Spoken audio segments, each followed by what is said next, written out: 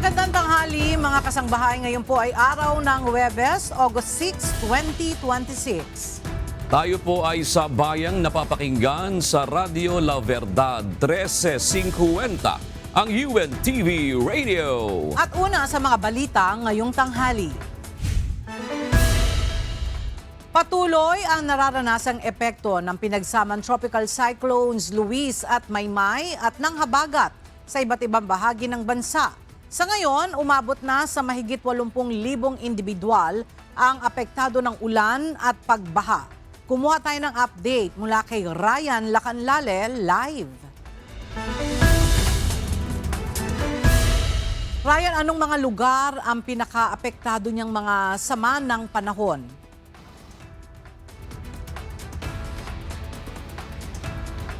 Ela, batay sa ulat ng Office of the Civil Defense, kabilang sa mga lugar na apektado ng sama ng panahon ay ang mga lugar sa Region 1, 2, 3, 4, 5, 9, Barm at Cordillera, kung saan patuloy na nararanasan ang pagbaha at epekto ng tuloy-tuloy na pag-ulan na dulot ng Bagyong Luis, Bagyong Maymay at Habagat. Batay sa pinakahuling datos ng NDRRMC, umabot na sa 80,633 na katao o katumbas siya ng 20 pamilya ang naapektuhan. Sa bilang na ito, Ella, 6,929 na individual ang pansamantalang nananatili sa 39 na evacuation centers. Naitala rin ang 83 bahaing lugar sa Region 1, 3, 9 at Barm. Habang 12 bahay ang bahagyang nasira. Mahigit 1.38 million pesos na halaga na rin ang naipamahagi ng pamahalaan sa mga apektado ng sama ng panahon. Ang Philippine Coast Guard nagsagawa naman ng preemptive evacuation katuwang ang mga lokal na pamahalaan at iba pang response agencies sa Ilocos Sur. Sa bayan ng Santa, ligtas na inilikas ang 100 residente mula sa 25 pamilya sa Barangay Tabukulan. Sa Tagudi naman ay 51 residente o katumbas siya ng 16 na pamilya ang inilikas. Taguan, 151 residente na o katumbas ng 41 pamilya ang inilikas bilang paghahanda sa posibleng mas matinding epekto ng tropical storm Maymay at masungit na lagay ng panahon. At yan muna ang latest mula dito sa Camp Aguinaldo sa Quezon City. Bye sa'yo, Ella.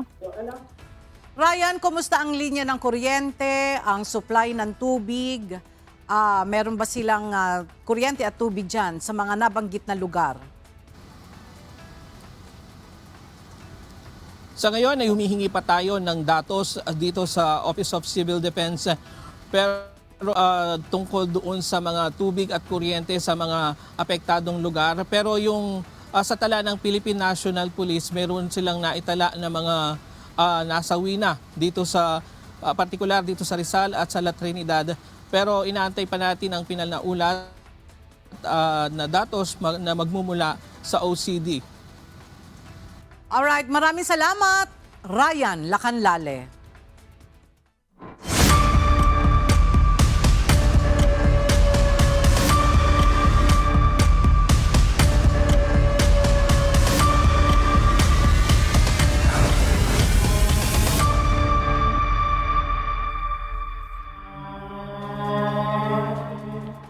Mga matitinding tanong mula sa Senator Judges ang sumalubong sa ikatlong araw ng pagharap ng dating COA Intelligence and Confidential Funds Audit Office State Auditor na si Attorney Roderick Wamil mula sa paggamit ng mga alias sa acknowledgement receipts, kakulangan ng mga resibo hanggang sa issue ng pananagutan sa paggamit ng confidential funds. Ito ang ilan sa mga mahalagang naging palitan sa paglilitis. Narito ang ulat ni Jed Neresina. Isa-isang sinuri ng Senator Judges ang mga mahahalagang punto na isiniwalat ng testigo ng prosecution sa pagpapatuloy ng impeachment trial. Isa sa mga tinalakay ang paggamit ng mga alias o codename sa mga acknowledgement receipt ng confidential funds. Sa pagtatanong ni Senator Judge Bam Aquino, nilinaw ni dating COA Auditor Attorney Roderick Wamil na walang tiyak na probisyon sa Joint Circular 2015-01 na nagbabawal o nagpapahintulot sa paggamit ng mga alias. Dito naman sa tumatanggap, no, allowed ba yung code names? Allowed ba yung alias sa inyo? Based on the provision of the Joint Circular, it is neither allowed nor prohibited po since silent po yung Joint Circular as to that. Sa tanong naman ni Senator Judge Sherwin Gatchalian, inamin ni Attorney Wamil na hindi biniberipika ng COA kung tunay o alias ang mga pangalang nasa mga acknowledgement receipt dahil compliance audit lamang ang saklaw ng kanilang gawain. Dagdag pa ni Attorney Wamil, wala ring naging findings ang COA laban sa Office of the Vice President kaugnay ng paggamit ng mga kakaibang pangalan dahil walang tiyak na probisyon sa circular ang nalabag. Kinumpirma rin niya ito sa pagtatanong ni Senator Judge Amy Marcos. Kasi sabi mo nga, neither allowed nor prohibited. Tama po. So, doon sa AOM at sa Notice of Suspension, the names of these reward recipients was never raised by COA. Di ba? Yes po. Tama. Dahil nangyayari talaga na kakaibang pangalan ang binibigay kapag confidential or intelligence fund. Sumunod naman ang usapin sa mga dokumentong isinumite sa liquidation ng 125 million pesos confidential funds ng OVP. So sa 2022, from December 21 to December 31, ilang sales invoice o kaya official receipt ang kasama dun sa mga liquidation report? Wala po sinabit sa amin, Your Honor. Ni isa. Acknowledgement receipts lang po yung sinabit sa amin. 849 acknowledgement receipts, tama? Yes po, Your Honor. So, ni isa dun sa mga ginastos, walang official receipt at walang sales invoice. Yes po, Your Honor. Naging sentro rin ang pagdinig ang tanong ni Senator Judge Raffy Tulfo kung nakokompromiso ba ang national security kung hihingin ang mga resibo sa karaniwang binili gamit ang confidential funds. Tugon ni Wamil, hindi nito isinasapanganib ang seguridad ng bansa dahil mga resibo lamang ng mga ordinaryong binili ang kailangan, hindi ang pagkakakilanlan ng mga informant. Would it compromise sa tingin po ninyo yung security ng informant kung hihingan nyo sila ng resibo patungkol doon sa mga gamot na natanggap nila mula sa confidential funds? Katulad nga po nung sinabi ko during my testimony, ang hiningi po namin ay yung proof ng pagbili when it comes to the official receipt and the sales invoice po. Correct. Alam ba, resibo, bumili ng maintenance o antibiotics, yung ganong klaseng resibo dapat iba ang hinihingi nyo. Yes po, Your Honor. Pero ang sinasabi nila, yun daw ay magdi-jeopardize ng magkakaroon ng problema sa national security. Sa tingin nyo ba, yung pagbibili ng chichirya o dili kaya pagbili ng shampoo o suka sa sari-sari store, would that jeopardize the national security kapag yan ay binulgar sa inyo, binigyan ka ng resibo? Hindi po. Isa sa pinakamahabang palitan ng tanong at sagot ay nang questionin ni Senator Judge Amy Marcos kung sino ba talaga ang accountable officer sa paggamit ng confidential funds. Iginiit ng senadora na ang Special Disbursing Officer ang may pananagutan dahil ito ang may custody ng pondo. Ngunit nanindigan si Attorney Wamil na hindi lamang ang Special Disbursing Officer ang accountable officer, kundi pati ang hepe ng ahensya na nag-aaproba ng cash advance, nag-oversight sa paggamit ng pondo at tumitiyak sa pagsunod sa mga alituntunin. Yes, So, ang tanong dito, sino ang accountable officer dito sa sitwasyon na to? Kasi ang liwaliwanag na hindi naman si Vice President ang payee. Hindi naman sinasabi na nasa kanya yung pera. Ang liwanag sa inyong joint circular that the Special Disbursing Officer is the one who was designated by the head of agency to have custody, di ba? And in the case of the OVP, si Acosta yon. In the case of DepEd, hindi ba si Fajarda yon? That is not entirely correct po, Your Honor. Because under the joint circular, it shall be the responsibility of the head of the agency first to approve yung cash advance. Pangalawa, to oversee yung agency-wide utilization. Pangatlo, to ensure compliance with the joint circular. And also po, inattest din po ni OBP yung... Unresponsive po. Ang tinatanong ko lang, hindi ba yung designated, yung SDO, si Fajardo lang at si Acosta, hindi si VP, hindi siya yung PE eh. Ang liwa-liwanag. Pero ang sinabi niyo po kanina yung accountable officer. Kaya nga, so yung accountable officer, yung SDO, nasa JCD Hindi lang po si SDO po yung accountable Hindi, officer, or, Your Honor. ang sabi doon, head of agency or person designated. Oo, ang liwanag sa definition ng joint circular. Mag-yes or no ka lang, kanina ka pa inaaway mo ko lagi. Sorry po, Your Honor. But hindi po ako pwedeng mag-answer categorically since yun nga po yung provision. Sa pagdinig, binigyang diin ni Atty. Wamil na si Vice President Sara Duterte mismo ang lumagda sa mga sertipikasyon na nagsasaad na ang mga pondo ay ginamit para sa confidential expenses. At nilinaw niyang ang pagkakaroon ng Special Disbursing Officer ay hindi nag-aalis ng pananagutan ni VP Duterte sa pangkalahatang pamamahala ng mga pondong ito. Jedne Resina, UNTV News and Rescue. Diyos ang aming sandigan, serbisyo publiko ang aming pinahahalagahan. Pinagbigyan ng impeachment court ang hiling na judicial notice ng prosekusyon para sa official records ng ilang House Committee hearings. Batayan ito ng House Prosecution Team sa confidential funds misuse ng Article of Impeachment laban kay Vice President Sara Duterte. Nagbabalik si Jed Resina. Nilinaw ni Presiding Officer Senator Judge Francis Cheese Escudero ang hangganan ng mga dokumento mula sa House of Representatives na batayan sa confidential funds misuse na Article of Impeachment laban kay Vice President Sara Duterte. Ayon sa presiding officer, bagamat pinagbigyan ang hiling ng prosecution na kilalanin ng mga dokumentong ito, may mahigpit na paalala ang impeachment court. Ipinaliwanag ni Senator Judge Escudero na sa naging desisyon ng korte ang opisyal na pagkilala o judicial notice ay para lamang sa dalawang bagay. Una, ang patunay na talagang ginawa ang mga pagdinig sa Kamara.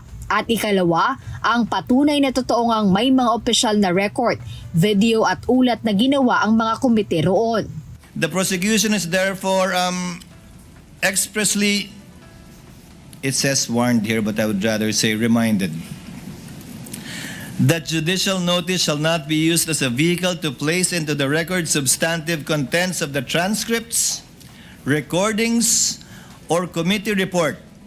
It is not a substitute for the presentation and formal offer of competent evidence, nor does it dispense with the applicable rules on authentication, hearsay, relevance, and the right of the respondent to object and confront the evidence presented against her. Klinaro rin ang tagapagsalita ng impeachment court na si Attorney Reggie Tonggol na hindi na pinapayagan ang pagbabasa ng mga nilalaman ng mga transcript of stenographic note at hanggang doon lamang iyon. Wala na pong papayagan na gano'n ang presiding officer. Malinaw po sa kanyang order na that cannot be done anymore. So ano magiging role without touching on the strategy ng PROSEC? Ano pwedeng maging role pa ni Pareha? Ba't pa po siya pinasampina? Hindi ko po alam. Okay. Baka yung prosecution po yung kailangan mag-ask po, i-ask nyo yan. Dagdag ni Attorney Tonggol, hindi na rin papayagan ng impeachment court na gamitin pa ito ng prosecution na bahagi ng testimonial evidence ni House Legislative Information Resources Management Department Director Marivic Pareha. Nilinaw niya na ang pag-aproba sa motion ay hindi nangangahulugang pinaniniwalaan o tinatanggap ng korte ang mga sinabi sa mga isinagawang pagdinig ng House Committee on Good Government and Public Accountability at House Justice Committee hearings. Paliwanag ng impeachment court spokesperson, ang judicial notice sa records ng House hearings ay hindi katumbas ng ebidensya. Yung mga testimonya doon, yung mga pagtatanong at sagot ng mga testigo, walang recognition ang impeachment court na yun ay totoo at accurate. Katulad ng warning ni presiding officer, these kinds of strategies by the parties will not be tolerated in the future.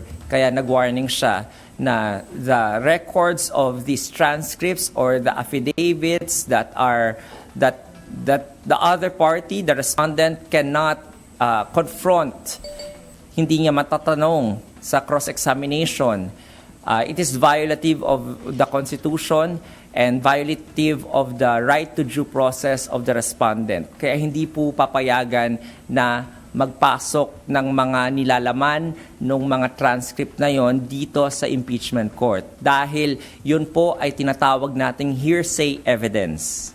Sa darating na Lunes, August 10, inaasahang ipagpapatuloy ang paglilitis kay Vice President Sara Duterte kung saan tinatalakay pa rin ang Article 1 ng impeachment kung saan nakapaloob ang umano'y misuse, misappropriations at irregular liquidation ng confidential funds.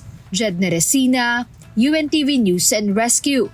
Diyos ang aming sandigan, serbisyo publiko ang aming pinahahalagahan. Sa gitna ng mga seryosong argumento sa pagpapatuloy ng impeachment trial ni Vice President Sara Duterte, nagsilbing icebreaker ang ilang mga binitiwang pahayag ng counsel ng prosecution na si Atty. Lorna Capunan. Pero giit ng abogada, hindi pang entertainment ang impeachment trial. Ang detalye sa report ni Rosalie Cos. 3 araw na humarap sa Senate Impeachment Court si Atty. Lorna Capunan, isa sa counsel for the panel of House prosecutors. Siya ang nagpresenta at nagsagawa ng direct examination sa ikatlong testigo ng prosekusyon na si former State Auditor Roderick Wamil para sa article of impeachment laban kay Vice President Sara Duterte na confidential funds misuse. Umani ng tawanan sa loob ng Senate Impeachment Court ang ilan nitong mga pahayag, gaya ng humingi ng 3 minutong recess matapos tumayo ng matagal sa pagtatanong sa testigo. Your Honor, please, may we ask for a 3-minute recess for this? For what purpose, counsel? So you can go over the folders and so I can sit down. Dahil din ang tanungin ng witness kung kilala ba dito si Atty. Michael Poa na abogado ni VP Duterte. Kilala mo ba, Mr. Witness, si Attorney Michael Poa? Nakikita ko po siya sa news. Nakikita mo siya sa news? Hindi mo siya nakikita sa in-person? Ayan, oh. At nang ipanukala sa impeachment court na gamitin na lang ang kopya ng acknowledgement receipts ng confidential funds ng depensa para wag nang gumugol ng dagdag na oras sa stipulation. Let us use the defense documents instead of the prosecution documents. Para wag na tayong mag-compare. Thursday, Friday, manonood pa ako ng Odyssey. Tinanong ang abogada kung anong masasabi niya sa mga nagsasabing masterclass ang ipinapakita nito sa paglilitis. Pero ang tugon nito, hindi niya ito maituturing na masterclass at ang consistent na ginagawa lamang niya ay ang maigting na paghahanda. My own standard is myself. I am the judge of myself. If I am there in the audience and I am bored, that means I'm not doing it right. I am my own judge. Know when to present and not to present. Paikliin ang presentation and know when to stop. Yun, some of us don't know when to stop. And I will not name these senator judges. Even with 48 years of experience, there is no substitute for preparation. Git pa nito, hindi pang entertainment ang impeachment trial. Bagkos ay mekanismo ng saligang batas para sa pananagutan ng pinakamatataas na opisyal ng pamahalaan. The impeachment case is not a substitute for Netflix. Hindi ito pang entertainment. Ito ay para sa atin. Samantala, inihayag ni Atty. Capunan na may ilan pang mga pangalan sa acknowledgement receipts ng confidential funds ni Vice President Duterte na kapuna-puna. Tilaan niya ipinangalan ng recipient sa mga sangkap ng fruit salad. Meron pa kaming listahan parang fruit salad. Kasi ang mga pangalan, may keso, may mangga, may ganyan. Parang yung nag-isip ng pangalan, nakaupo sa table niya ng lunchtime, ang pagkain niya ay fruit salad. Una nang ipresenta ng prosekusyon sa paglilitis ang acknowledgement receipts ng umalay 11 recipients ng confidential funds ng Office of the Vice President. Nakasaad dito mga pangalang Mary Grace Piatos, Renan Piatos, Nova Santos, Miko P. Harina, Janice Marie Revilla, Patty Ting, Andy Lim, Alejandro Piquit, Fiona Biong, Cisfrunio Balsac at Gabriel Bisaya. Inaasahan naman ang muling pagharap ni Silene May Del Campo, State Auditor ng Commission on Audit Intelligence and Confidential Funds Audit Office sa Senate Impeachment Court sa susunod na linggo. Kaugnay ito ng ginawa nitong audit sa liquidation reports ng confidential funds ni VP Duterte, kabilang na ang acknowledgement receipts. Rosalie Coz, UNTV News and Rescue. Diyos ang aming sandigan, serbisyo publiko, ang aming pinahahalagahan.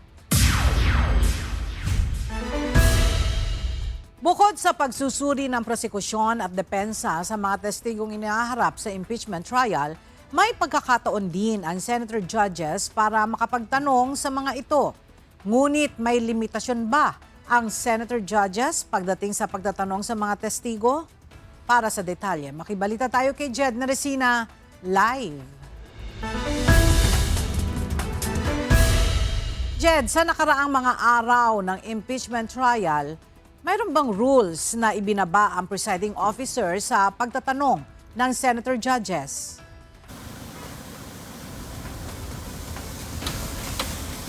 Ella, walang direktang kontrol ang presiding officer sa mismong nilalaman o klase ng pagtatanong na ginagawa ng mga senator judge dito sa impeachment trial. So ito yung ipinaliwanag kahapon ng tagapagsalita ng Senate Impeachment Court na si Attorney Reggie Tongkol matapos yung naging mainit na interjections o pagtatanong ng senator judges dito sa testigo ng prosecution na si Attorney Roderick Wamil. Matapos ang direct at cross-examination ng prosecution at defense team, ay ang pagkakataon para sa clarificatory questions sa interjections ng senator judges. Binibigyan sila ng tig-2 minuto para makapagtanong at bukod dito ay wala namang ibang rules na ibinaba pa ang presiding officer.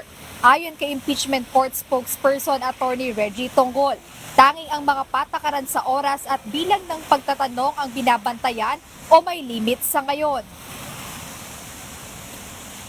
Ang limitation lamang po sa ating senator judges ay yung logistical limitation na 2 minutes ang kanilang pagtatanong at 2 rounds ang kanilang pagtatanong. As to the kind or quality of the question that they will ask, wala pong control ang ating presiding officer because bahala po yung ating mga senator judges kung anong gusto nilang patukuyin kasi sila po yung ultimately magde-decide ng ultimate question kung guilty or not guilty. So sila yung kailangan makumbinse na yung inihaharap na ebidensya po sa kanila ay credible, truthful, at accurate po.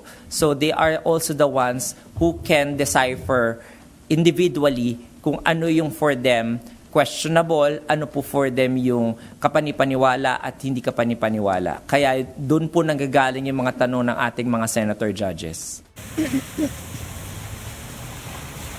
Gayunpaman, nauna nang ipinagbawal ng impeachment court, particular sa prosecutors at defense counsel ang paghahayag ng konklusyon o pagsagot ng concluding statement hanggat hindi pa naipepresenta ang mga ebidensya sa isinasagawang paglilitis kay Vice President Sara Duterte. Samantala matapos ang ruling ni Presiding Officer Senator Judge Francis Chis Escudero, ipinaliwanag ni Attorney Tongkol na base sa desisyon ng korte ay hindi maaaring gamitin ang sinasabing affidavit ng self-confessed Davao Death Squad member na si Arturo Las Cañas sa impeachment trial. Nilinaw rin niya na hindi maaaring ituling na ebidensya o katotohanan ang mga nakapaloob sa affidavit ni Las Cañas. Yes, the contents of which, katulad ng paulit-ulit, 3 beses yata sinabi ni Presiding Officer last week, no, na yung nilalaman ng affidavit na yon ay hindi po tinitake in o hindi pwedeng i-take in ng ating mga senator judges as truth or truthful or accurate at na yung mga allegations na nakapaloob doon ay hindi pwedeng i-consider as evidence ng ating mga senator judges. Only as to the fact na ginamit yung affidavit na yon ni Mr. Attorney Melvin Matibag bilang kanyang basehan para as an open source lead para mag-conduct ng investigation ng NBI. For that limited purpose alone. Existence sa may affidavit na ganon at ginamit yon ni Attorney Melvin Matibag as open source lead to conduct the investigation by the NBI. Bago pa man ito, kinwestiyon na ng defense team ni Vice President Duterte ang nasabing affidavit dahil walaan nila itong wet signature at hindi man lang notarized. Inihayag ni NBI Director Attorney Melvin Matibag na hindi nila ipinasampina ang nagpakilalang miyembro ng Davao Death Squad dahil hindi na ito matagpuan. Ella, sa darating na Lunes, August 10, inaasahang ipagpapatuloy itong impeachment trial ni Vice President Sara Duterte kung saan inaasahang muling uupo sa witness stand yung State Auditor ng Commission on Audit, Intelligence and Confidential Funds Audit Office o COA-ICFAO na si Sailin May del Campo. So ito ay matapos yung pagsasabi or inatasan siya ng presiding officer kahapon na i-review muna yung mga dokumento na kanyang i-verify o ipapaliwanag pagdating o sa pagharap niya dito sa trial ng pangalawang Pangulo para rin makatipid ng oras dahil kung mapapansin natin nung mga nakaraang trial, tumagal yung pagdinig or yung trial dahil sa pag-verify ng mga dokumentong ipinapresenta dito sa nasabing paglilitis. Ayan mo na update, balik sa inyo, Ella. Maraming salamat, Jed Naresina. Tinuldukan na ng Korte Suprema ang mga petisyong kumukwestiyon sa mga naging hakbang ng Kamara sa proseso ng impeachment laban kay Vice President Sara Duterte. Welcome naman ito sa House Prosecution Panel na naniniwalang wala nang magiging sagabal sa pagpapatuloy ng paglilitis sa Senado. Narito ang ulat ni Rosalie Cos. Mootness o kawalan ng dahilan para pagdesisyonan pa ng korte ang petisyon dahil naisagawa na ang kwestiong aksyon. Ito ang ibinigay na dahilan ng Korte Suprema kaya't dinismiss ang pinagsamang petisyon ni na Attorney Israelito Torion at ng kampo ni Vice President Duterte na kumukwestiyon sa kapangyarihan ng House Committee on Justice sa pangalap ng ebidensya kaugnay ng impeachment complaint laban kay Vice President Sara Duterte. Ipinaliwanag ng korte na sa oras na naipasa ang articles of impeachment at sinimulan na ang paglilitis sa Senado, natapos na ang papel ng Kamara. Kaya't hindi na kailangang resolbahin ang mga isyong inihain. Idinagdag ng Supreme Court na bagamat maaari itong magpasya sa mga moot na kaso sa mga pambihirang pagkakataon, wala itong nakitang sapat na dahilan para gawin ito sa kasalukuyang usapin. Ikinatuwa naman ng House Prosecution Panel ang desisyon ng korte. Ayon kay House Lead Prosecutor at Batangas 2nd District Representative Jervy Luistro, pinalakas ang fundamental na prinsipyo na walang public servant kahit pa ang ikalawang pinakamataas na opisyal ng bansa ang nakatataas sa pananagutan. Para naman kay House Prosecution Panel Member at Manila 3rd District Representative Joel Chua, nagbibigay ang desisyon ng katiyakan na magtutuloy-tuloy na ang paglilitis. Wala na magiging sagabal dito sa impeachment na ginagawa ngayon dito sa Senado. At least hindi na tayo kakaba-kaba na baka mamaya bukas makalawa ay patitigilin tayo dahil sasabihin nila ay may Supreme Court decision at sinasabi unconstitutional. Pero ngayon, wala nang ganyan, so wala nang dahilan para pagdudahan pa natin itong nangyayari. Samantala, iginiit ni House Prosecution Panel Member at Bicol Cerro Party List Representative Terry Ridon, panahon na umano para iwanan ng depensa ang issue ng umano'y fishing expedition sa impeachment process. Panahon na po para mag-move on ng depensa sa usapin po ng mini-trial, sa usapin po ng fishing expedition. Winakasan na po ng Korte Suprema ngayong araw na ito yung lahat po ng propaganda na katulad po nito. Ibig sabihin, ang talagang lunsaran na po ng laban ay dito sa Senate Impeachment Court hanggang sa pinakadulo. 5 linggo nang isinasagawa ang impeachment trial at nasa ikalawang article of impeachment na ang prosekusyon sa pagharap nito ng mga testigo at ebidensya. Rosalie Cruz, UNTV News and Rescue. Diyos ang aming sandigan, serbisyo publiko ang aming pinahahalagahan. Inihayag ng National Bureau of Investigation na wala pa silang natatanggap na kumpirmasyon kung tutugon sa kanilang patawag na investigasyon si Batangas 1st District Representative Leandro Leviste. Samantala, sa susunod na linggo naman ang inaasahang pagdalo ni dating Presidential Advisor on Political Affairs Secretary Jacinto Jing Paras. Mula sa Pasay City, ang detalya, ni Benedict Samson live. Benedict, anong oras yung patawag na investigasyon ng NBI dyan sa mambabatas at kailangan ba na siya mismo ang pupunta ng personal?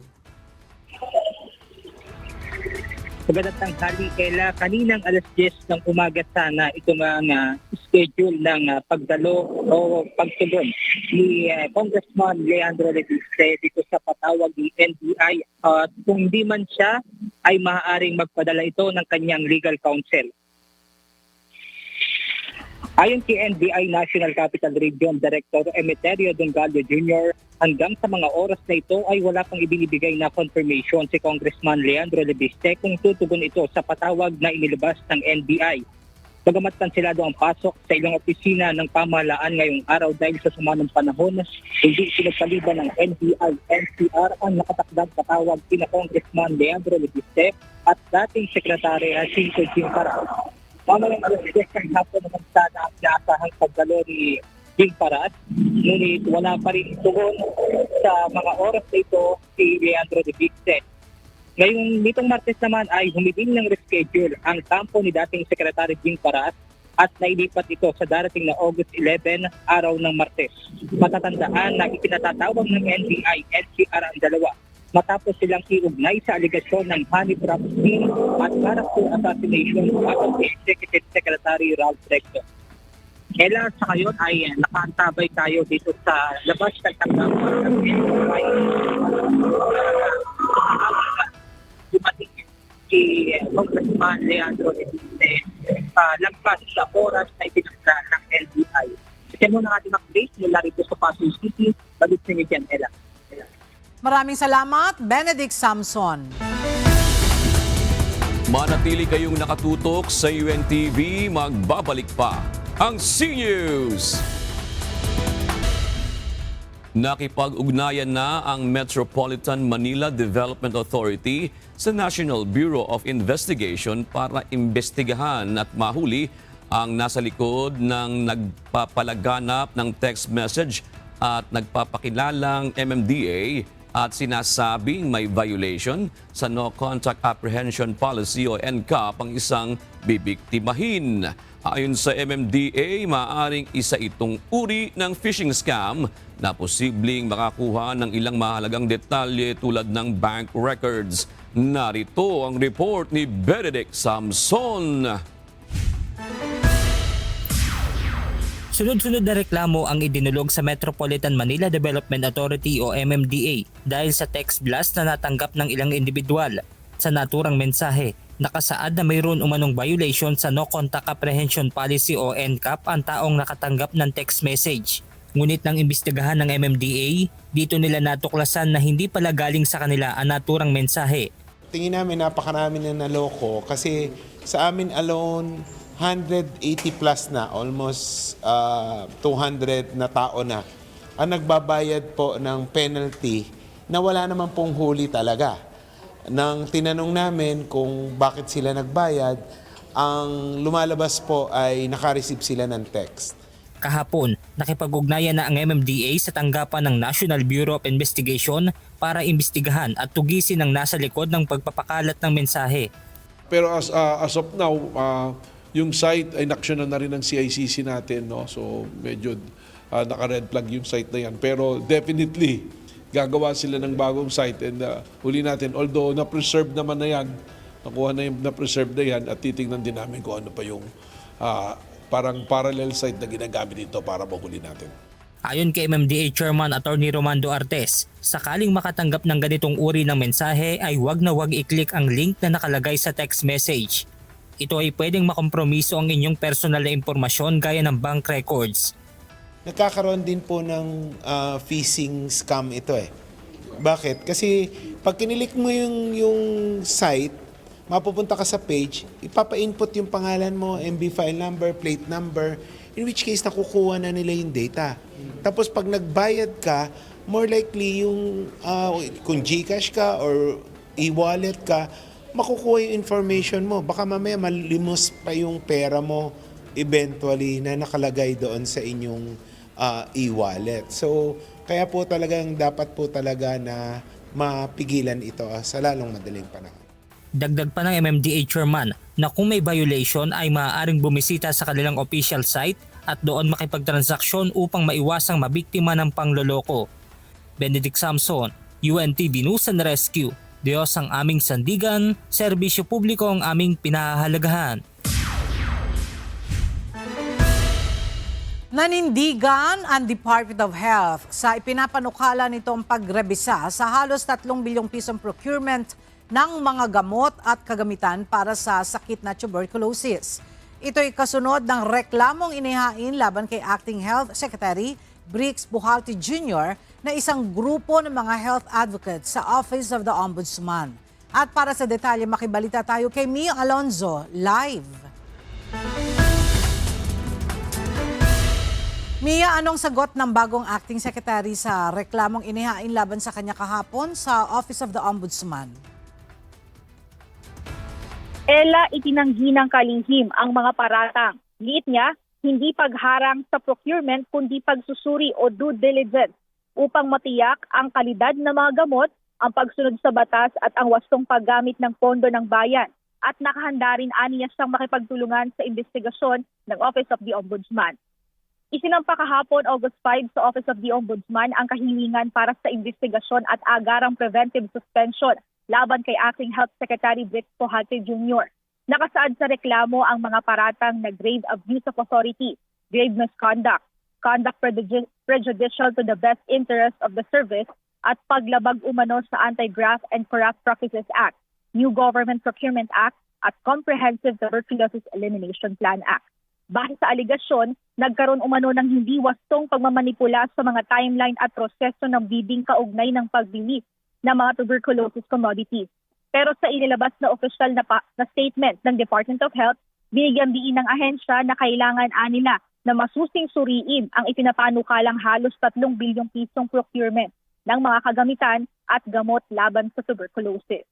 Ayon sa pahayag ni New Acting Secretary Briggs Pujalte Jr., wala pa aniya siyang 30 days sa posisyon pero gusto umano agad pabilisin ang pag-aproba sa 3 billion pesos na TB procurement na wala malalimang pagsusuri. Git ng kalihim, 3 billion pesos sa aniya ito ng taong bayan kaya hindi dapat gawing basta-basta. Dagdag pa nito na dapat natuto na aniya sa nangyari noon sa Pharmaly dahil buhay ng tao ang nakataya rito.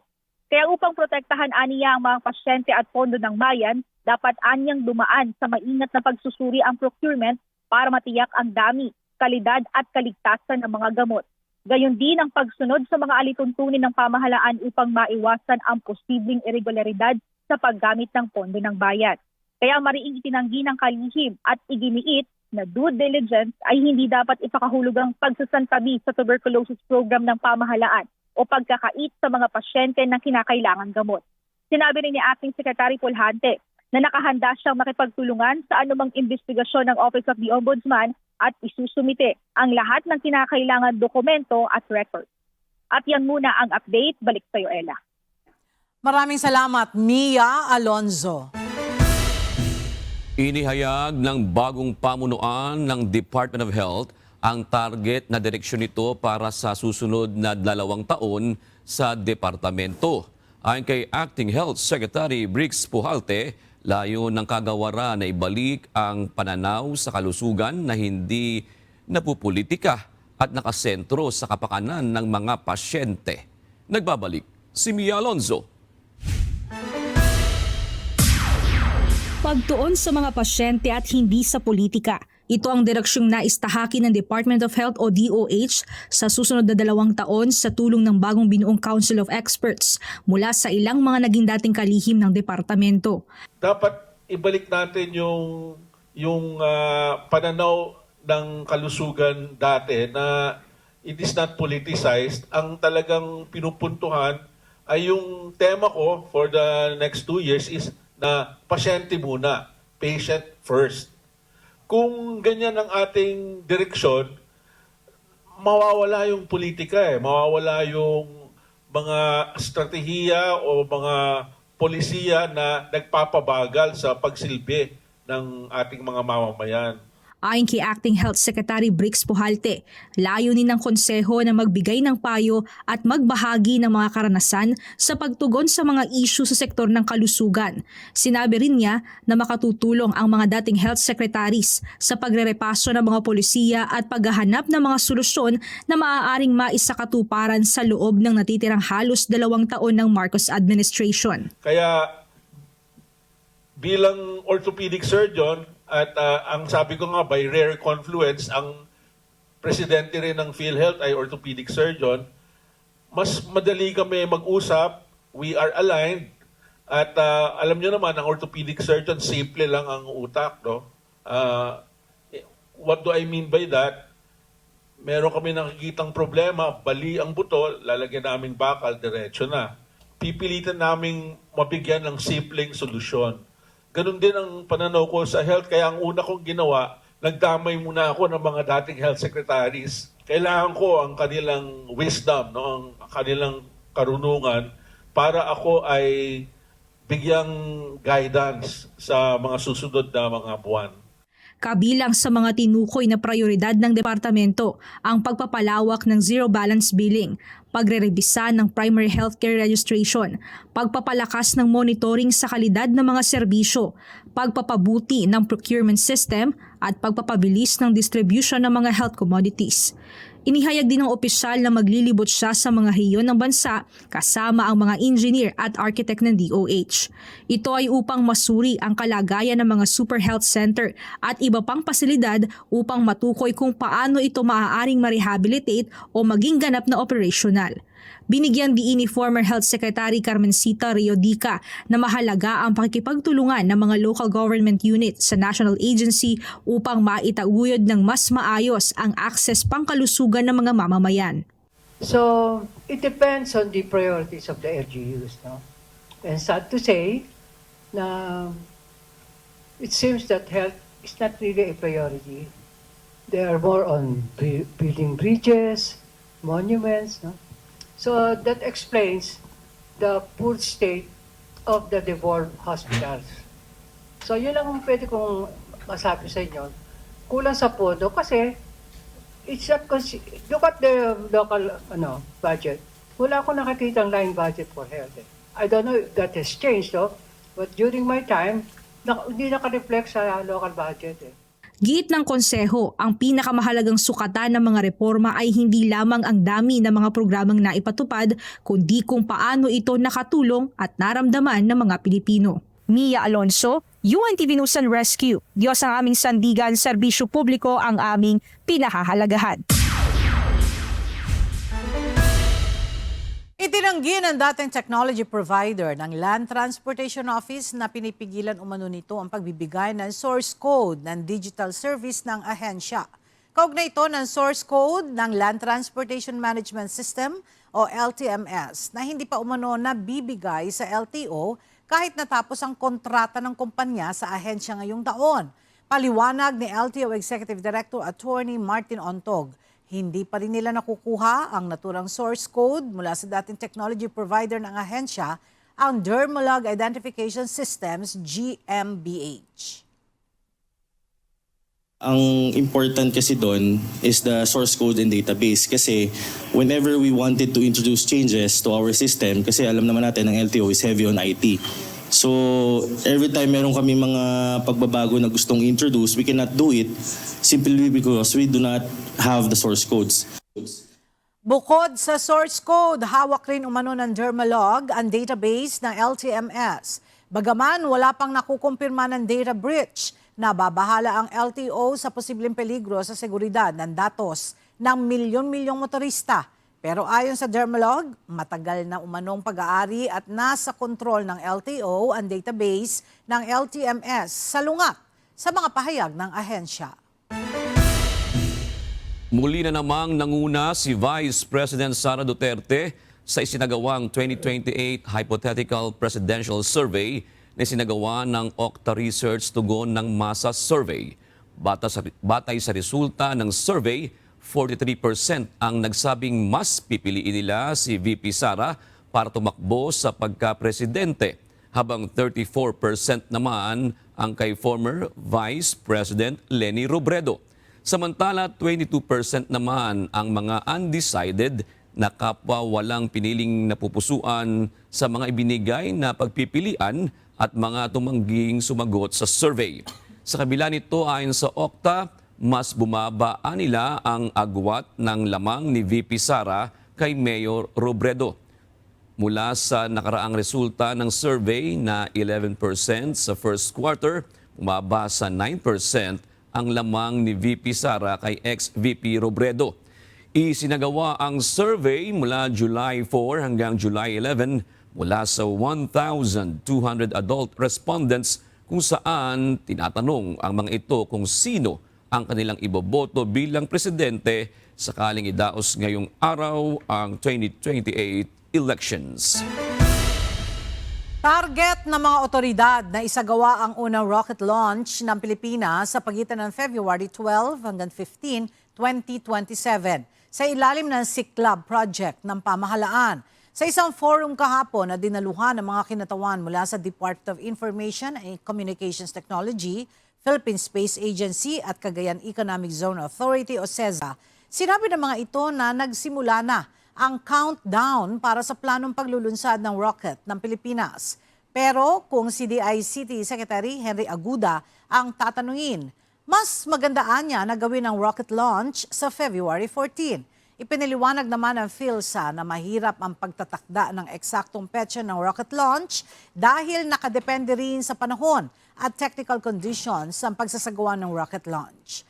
Ayon naman sa CEZA, inaasahang lilikha ang proyekto ng nasa 15,800 na mga direktang trabaho at makapag-contribute ng nasa 3.6 billion US dollars sa annual economic activity ng Pilipinas.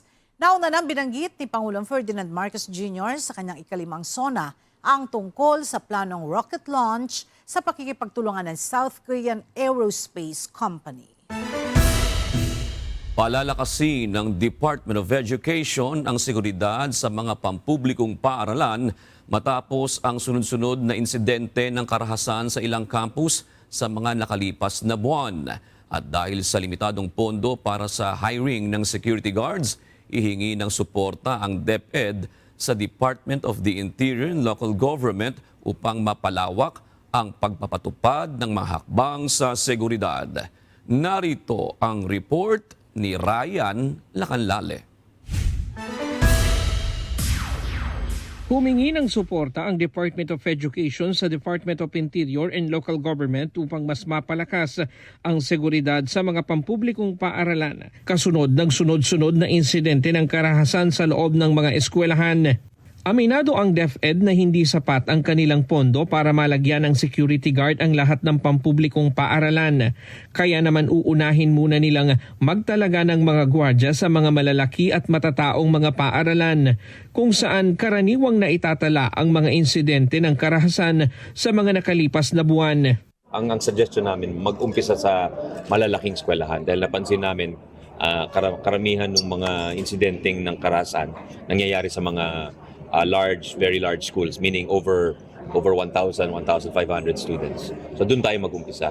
Tapos doon sa mga mas maliit na eskwelahan, pwedeng hingin, sinabi ko na rin kay Sec. John Vic, yung hingin namin yung tulong ng mga barangay tanod na kahit rumonda sila sa mga eskwelahan para ma-discourage yung mga violent incidents. Para naman sa mas maliliit na paaralan, hihingi ng tulong ang DepEd sa Department of Interior and Local Government o DILG upang makapagpatrolya ang mga barangay tanod sa paligid ng mga eskwelahan bilang dagdag na seguridad. Habang ilalaan ang natitirang pondo para sa pagbili ng mga metal detectors para sa mas maliliit na public schools upang mapigilan ang posibilidad ng pagpuslit ng mga patalim at iba pang ipinagbabawal na item sa loob ng campus.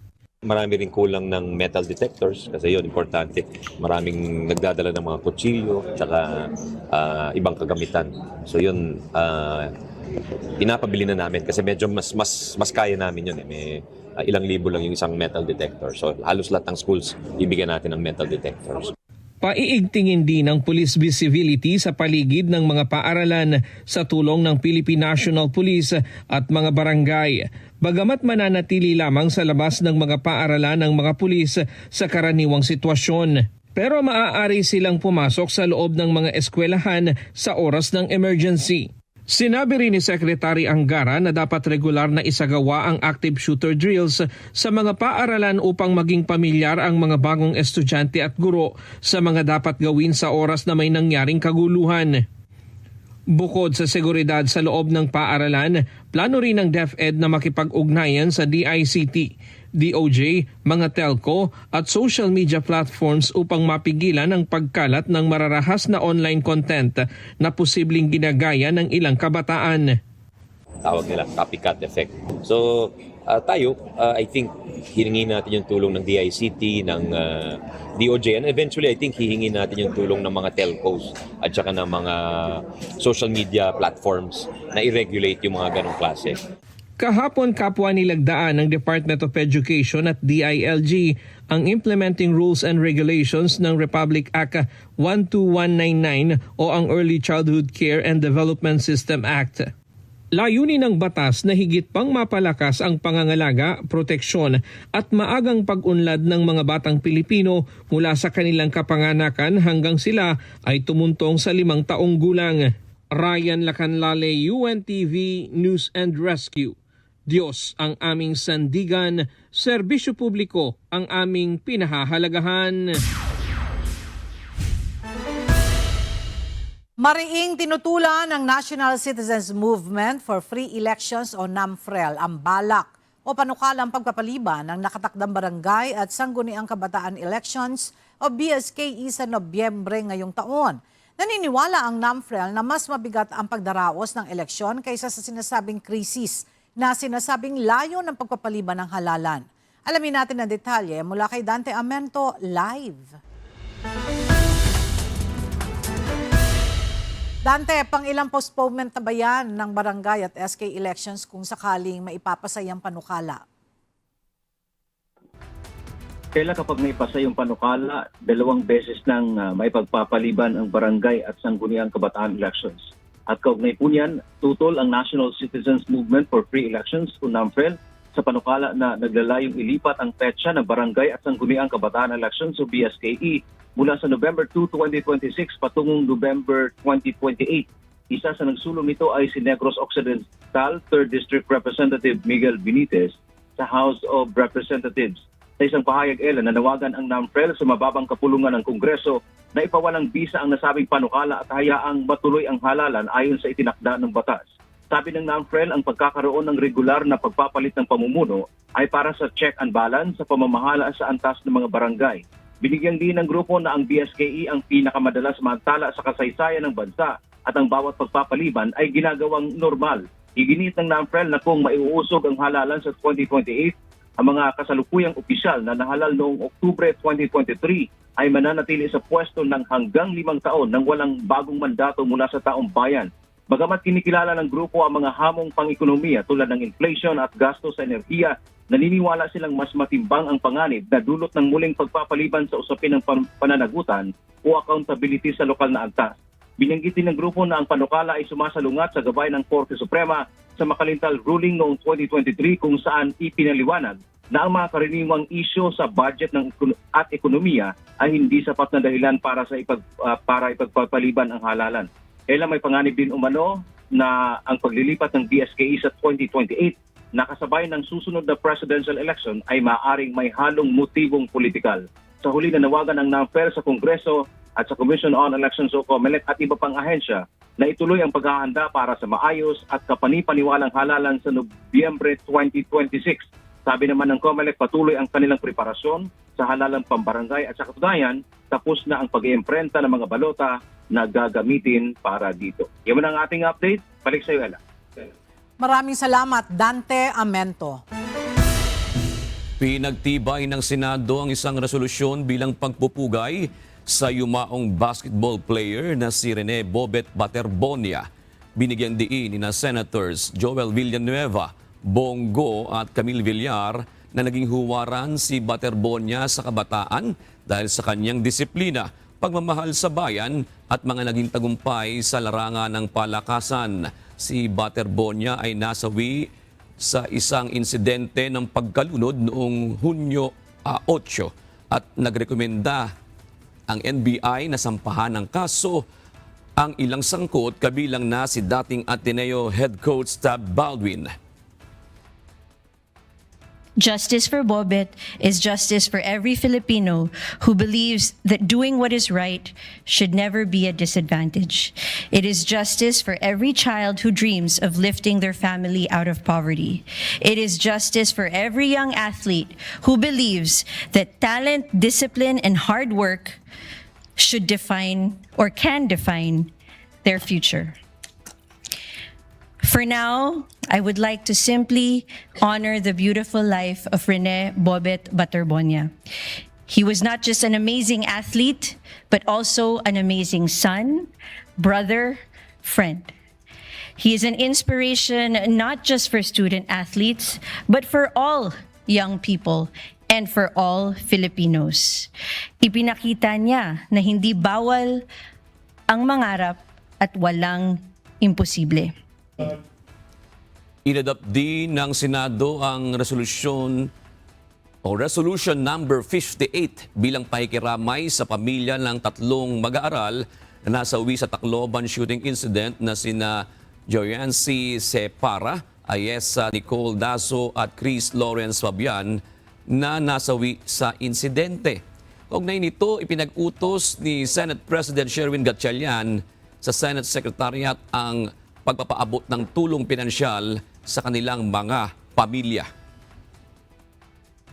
Their passing reminds us that every child deserves not only access to education, but also the assurance that schools remain places of learning, hope, and safety. Napaka-importante po ng safety ng mga mag-aaral.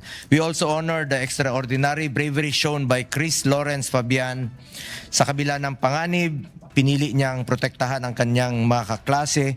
Kahit ang naging kapalit nito ay sarili niyang buhay, isa siyang patunay na kahit na isang bata ay maaring maging bayani. Ang kanyang kabayanihan ay mananatiling inspirasyon sa ating lahat at ang kanyang sakripisyo ay hindi natin malilimutan.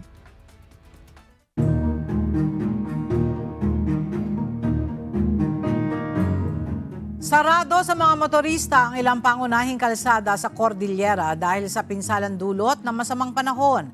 Kabilang sa mga hindi madaraanan sa ngayon ang Ken Road, Benguet Nueva Vizcaya Road sa may bahagi ng Bicol at Trinidad, Baguio Itogon Road sa bahagi ng Sitio Goldfield, Barangay Poblacion, Itogon, at Tawang Ambyong Road. Pinapayuhan ng mga motorista na gamitin ang mga itinakdang alternate routes at ugaliing mag-monitor ng pinakabagong abiso ng DPWH car bago bumiyahe.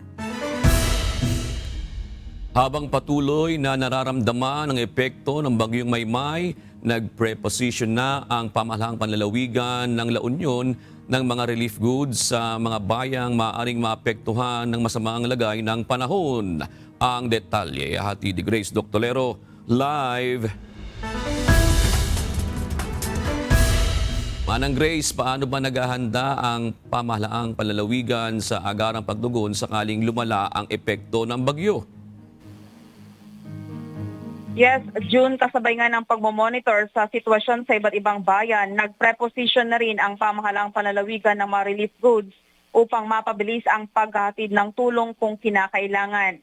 Nagpreposition na ang Provincial Government of La Union ng mga food packs sa mga bayan ng Bawang, Agoo, Aringay, Luna, Bangar at Bacnotan bilang paghahanda sa posibleng epekto ng bagyong Maymay. Nakipag-ugnayan din ang Provincial Disaster Risk Reduction and Management Office o PDRRMO sa mga Municipal Disaster Risk Reduction and Management Offices upang maihanda ang agarang pamamahagi ng mga relief goods sakaling mga ilangan ang mga apektadong pamilya. Naapektuhan ang kabuang 5,193 pamilya o 15,447 individual mula sa 119 barangay sa 14 na munisipalidad dahil sa pinagsama epekto ng habagat at mga bagyong Luis at Maymay.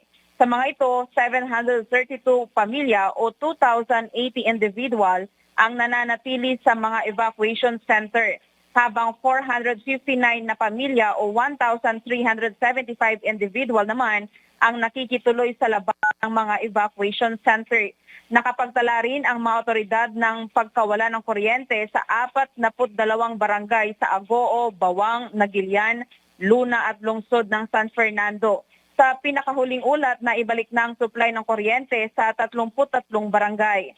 Samantala, 7 bahay sa bayan ng Bawang ang naitalang bahagyang nasira dahil sa masamang panahon. Patuloy namang naka-alerto ang mga response team ng lalawigan habang minomonitor ang sitwasyon sa mga apektadong lugar. Kaugnay nito, suspindido rin ngayong Huwebes ang mga klase sa lahat ng antas at trabaho sa mga tanggapan ng pamahalaan sa La Union bilang pag-iingat sa patuloy na banta ng masamang panahon. June, patuloy namang pinayuhan ng mga otoridad ang publiko na natiling alerto. Subaybayan ang mga opisyal na abiso at agad na makipag-ugnayan sa kanilang mga lokal na pamahalaan sakaling mga ilangan ng agarang tulong. Yan muna ang balita. Balik sa iyo, June. Maraming salamat, Grace Dr. Lero. At sa ating iiwang mga salita ng Diyos na ating sandigan, mula sa aklat ng Kawikaan 2:6 na nagsasabi, sapagkat ang Panginoon ay nagbibigay ng karunungan, sa kanyang bibig nanggagaling ang kaalaman at kaunawaan. At yan ang mga balita ng aming tinutukan at inaksyonan dahil sa aming pagbabalita, una ang pagkalinga sa kapwa. UNTV C News, may balita saan mang panig ng daigdig. At dito sa UNTV, Diyos ang aming sandigan, serbisyo publiko ang aming pinahahalagahan. Magandang tanghali po.